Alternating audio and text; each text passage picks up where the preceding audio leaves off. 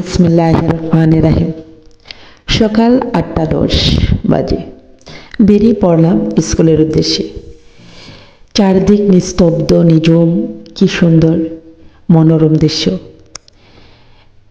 সেদিকে সবাই ঘুমিয়েছে, আর কোনো জনমানব শূন্য নেই, কোথাও কোনো কোলাহল নেই।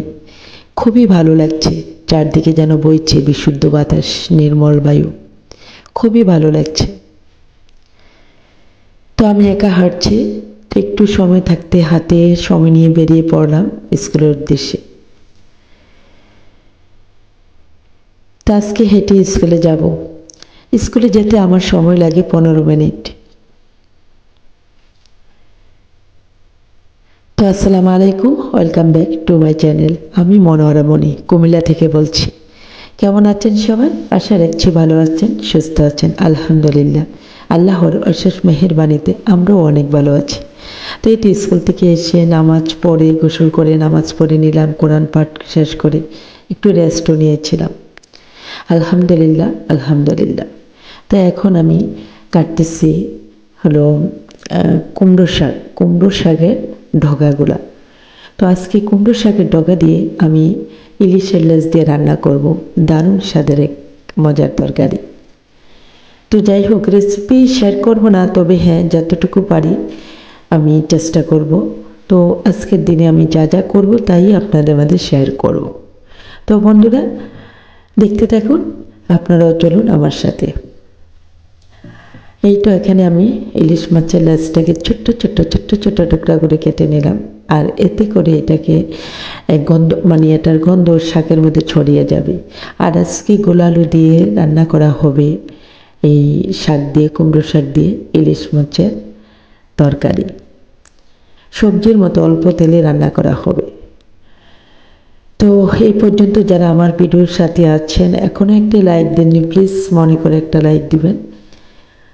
তো আমার চ্যানেলে নতুন বন্ধু হলে আমার চ্যানেলটি সাবস্ক্রাইব করে রাখবেন এবং বেশি বেশি করে শেয়ার করে দিবেন এবং বেল আইকনের অল অপশানটিও দিয়ে রাখবেন। এতে করে আমি ভিডিও দেওয়ার সাথে সাথেই চলে যাবে নোটিফিকেশন আপনার কাছে এবং আপনি তা চাইলে দেখে নিতে পারবেন। তো এই তো বন্ধুরা, কথা বলতে বলতে আমি এখানে শাকের মশলাটা কষিয়ে নিলাম। এখানে আদা, তারপরে রসুন, পেঁয়াজ বাটা দিয়ে দিলাম, হলুদ, মরিচ, ধনিয়া করে দিলাম। তারপরে একটু পানি দিয়ে কষিয়ে আলুটাকে দিয়ে দিলাম প্রথমে। আজকে আমি কুমড়ো শাকের ডগাগুলা আলু দিয়ে ইলিশ মাছ দিয়ে রান্না করব। তো এই তো এখন দেওয়া হলো কুমড়ো শাকগুলো আলুতে। আলুটাকে প্রথমে আমি কয়েক মিনিট কষিয়ে নিয়ে তারপরে কুমড়ো শাকগুলো দিয়ে দিলাম। তারপরে এখন দিয়ে দিচ্ছি মাছগুলো দিয়ে একটু হালকা পানি দিয়ে। তো এই তো রান্না হয়ে গেল অলরেডি আমার ইলিশ মাছের কুমড়োর ডগা। এখন রান্না করব আমি ফাঁসা মাছ।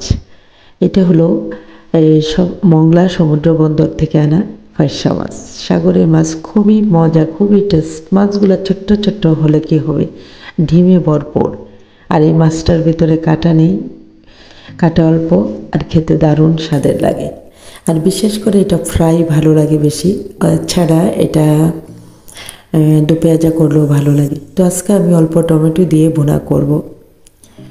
তো খেতে অসম্ভব মজার।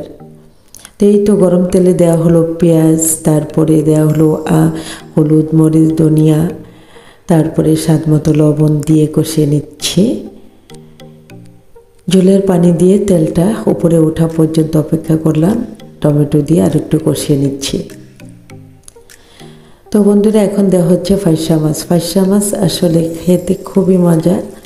তো এটা ছিল আজকে আমার মানে সেহরি এবং ইফতারের রান্না বাড়া। অর্থাৎ আজকে ইফতারে কোনো ভাজা পোড়াই করব না আমি। আজকে আমরা সবাই মানে খাবো হচ্ছে, গত দিনের ইফতার আছে অনেক, তার জন্য আমি আজকে ইফতার বানাবো না। এই তো দেখুন বন্ধুরা কত সুন্দর হয়েছে দেখতে, যেমন সুন্দর হয়েছে খেতে, অসম্ভব মজা হয়েছিল। মাশাল্লাহ মাশাল্লাহ। রোজার দিন মানে খাবার মজা হলে আসলে ভালো লাগে। তো এখানে আমি কিছু ছোট্ট ছোট্ট টুকরা করে আলু কুচি করে নিলাম, গরুর গোশত দিয়ে রান্না করব। এটা ছিল আমার সেহরির জন্য রান্না।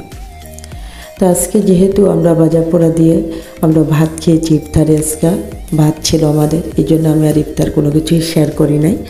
তো বন্ধুরা, আজকে আমার ভিডিওটি কেমন লাগছে জানি না, যারা এই পর্যন্ত আমার ভিডিওর সাথে আছেন এবং ভিডিওটি দেখতেছেন এখন একটি লাইক দেননি, প্লিজ মনে করে একটি লাইক দিবেন।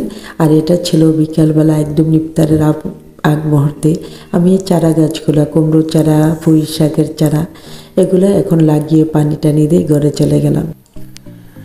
তো বন্ধুরা, আমরা এখন ঘরে এসে ইফতার রেডি করতেছি, অর্থাৎ আজকে ইফতারিতে ভাত ছিল তাই আমি আজকে আর শেয়ার করিনি।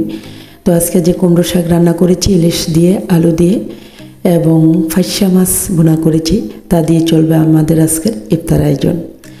তো যাই হোক, সবাই ভালো থাকবেন, সুস্থ থাকবেন, সুন্দর থাকবেন, আমার জন্য দোয়া করবেন। আর আমিও সকল ভিউয়ার্স ভাইয়া আপুদের জন্য দোয়া করি, সবাই ভালো থাকবেন। আজ এ পর্যন্তই। আসসালামু আলাইকুম, আল্লাহ হাফেজ।